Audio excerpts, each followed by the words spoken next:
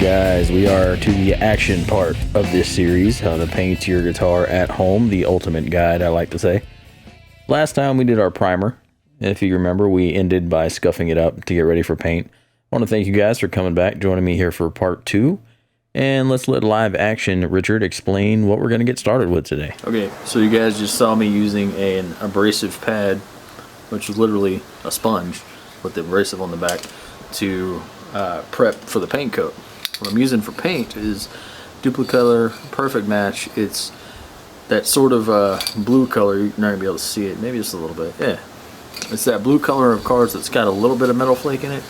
So if you want those kinds of colors, check out Duplicolor. They are really good about matching car paint. And a lot of guitars, professionally painted guitars, have that car paint look. If you want really bright colors, I use either Rust-Oleum, every once in a while Krylon, but I don't really like the way it sets up. So here we go, about to lay down some color.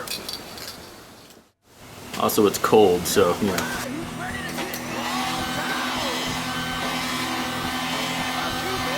Man, that live action Richard is ruggedly handsome. Can't stress this enough, guys. For this video, I don't wear one during the paint, but you really should. I have to have mine off so that I can explain. So here we go. Remember that we want to alternate these stripes. Well, the Duplicolor paint has a slightly wider fan pattern, and I hold it back a little bit farther than I did the primer. Because remember, the primer we want to build. This we just want to smoothly lay down on top of.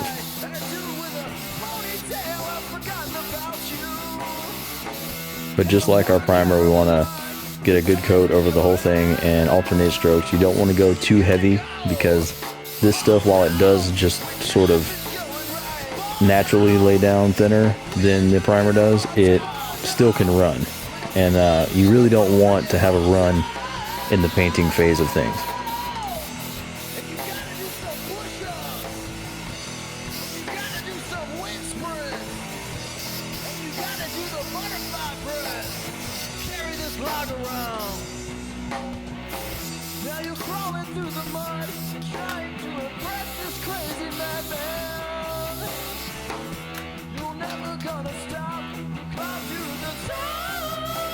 And here we are alternating our pattern.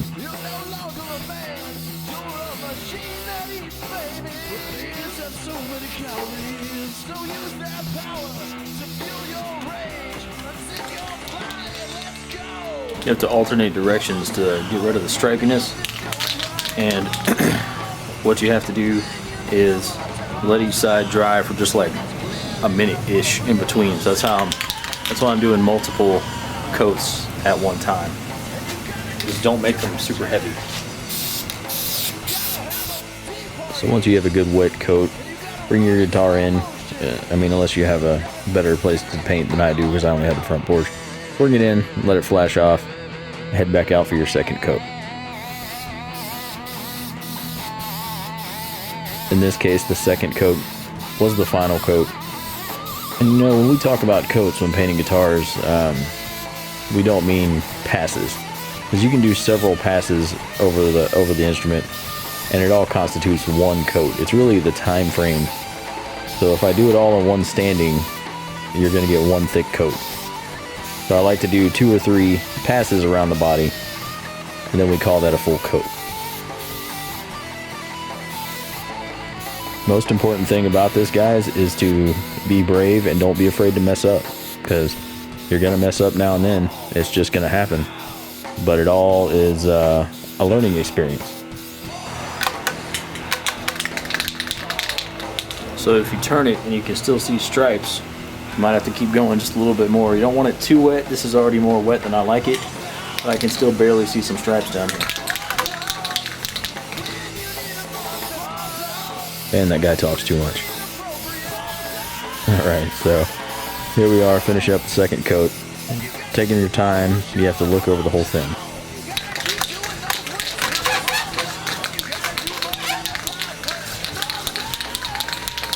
And it's a really good idea to shake your can in between.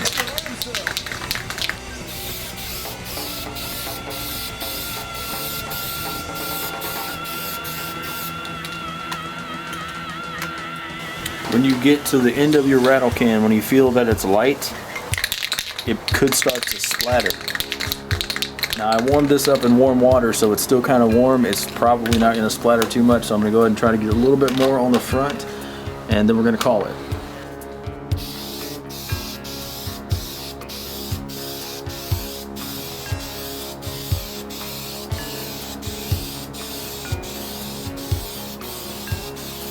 Notice I'm not as close as I was with the primer. This has a fan tip, so it gives me a little bit of a wider coat and allows me to set it on there a little bit more widespread. More like a paint gun. Alright. I think that is it for now. I expect a good bit of orange peel.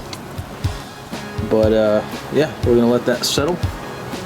And we'll come back in a couple days probably with some clear. And we'll talk about that. This came out way more metal flecky than I thought it was going to. It's actually got a sparkle to it, which is kind of cool. So while I had it hanging in the studio to gas off for the next couple days, I determined it needed something else. So I decided to lay down some stripes. I like racing stripes on old vintage muscle cars. So I figured we'd do some black stripes on this guitar. My buddy happens to work for Sherwin-Williams, so he gave me some really cool frog tape striping tape. And that's what I'm using here. Just laying out a couple small stripes and a bigger solid one in the center. Make sure you press your tape down. You want to make sure that you don't have any bleed under the tape. You also have to block off the bottom of your stripes so that you don't continue painting around the bottom of the guitar. Anything you don't want paint on, make sure you cover. I used a couple layers of paper towels because I didn't have any decent paper at the time. You can see the larger stripe in the middle. So go very light, as light as you can, and still get full coverage, because you don't want to build your stripes up too thick. You want to make sure your clear coat can cover them without them feeling like they're raised areas. You want to have that graphic look without having them look like they were stuck on. I peel opposite direction of the tearing towards me like so, and I do this while the paint is still kind of wet. I wouldn't say it's dripping wet or anything, but it's definitely still tacky. Keeps it from tearing. So we're going to use 2K Glamor Clear. This is some hardcore stuff. This is basically automotive clear in 2 cans. 1 can on the outside and 1 internal bladder, basically, that you can puncture. And that sets off the, it's the catalyst inside that sets off the reaction of this 2-part clear. And there's a post on the bottom. You put the little red provided cap on that post. And you just basically have to give it a hard whack, and it punctures that bladder inside. Just like that. 1 more for good measure.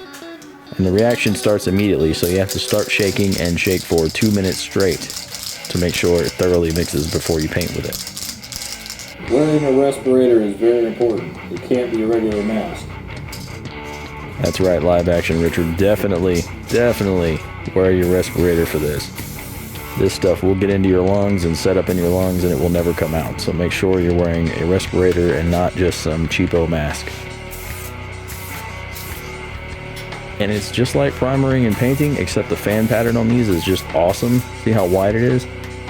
It makes it lie down really well. I like to do the edges first and then the centers of the instruments, because you don't want to have overspray from the edges in the middle. So if you do your edges first and then do the middle, you end up, any overspray becomes part of the coat instead of looking bumpy. And your graphics, just paint right over them. There's nothing special there. Just paint right over your graphics. And again, here we are, a second pass, and we're doing the edges first, and then we're going to do the side, or the front and back.